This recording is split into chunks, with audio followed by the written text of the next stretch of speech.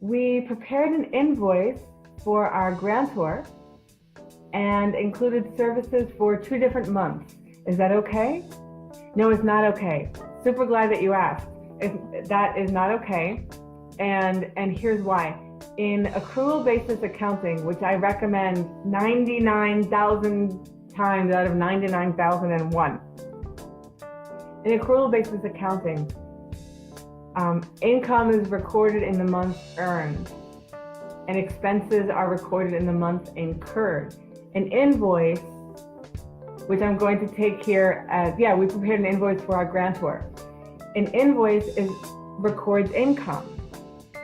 So if you have November income and October income, then record October's income with an October date and record November's income on a separate invoice with a November date.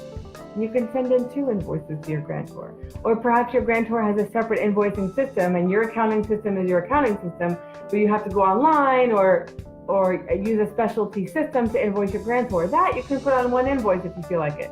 But what goes in your general ledger system, which produces your financial statements for your board, which produces your financial statements for your finance committee if you have one, for that, every income item needs to go in the month earned. So if you have grant income that's due to your organization because you have people out there running those programs, that's awesome. And if you have a $10,000 grant and that program was run in reality by your program staff over 2 months, more or less equally, then prepare an invoice for $5,000 for October and $5,000 for December.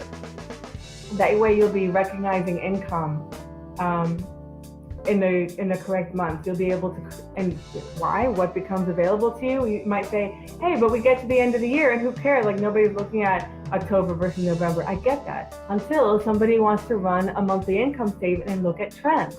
Hey, what does our income look like? Not our cash basis income, not what cash is coming into the door, but what are we earning throughout the course of the year? Is it cyclical? What do we do about that? Is it even? What do we do about that? Do we like that? Do we celebrate that? Do we do something to change that?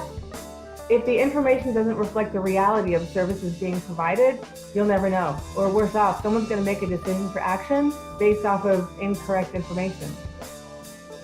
If we ever had sound effects to these videos, now would be a time for like, ooh, boo. So now bear one thing in mind. On an invoice, there's, in any accounting system that I've ever seen, there's a field called due date. So if you're concerned about, but it's going to look like it's old, it's going to show up as old on the aging. I know everybody on this call, we're really worried about how their aging is going to look. It's going to show up on the aging as old even if it's not, but don't worry, you can use the due date field.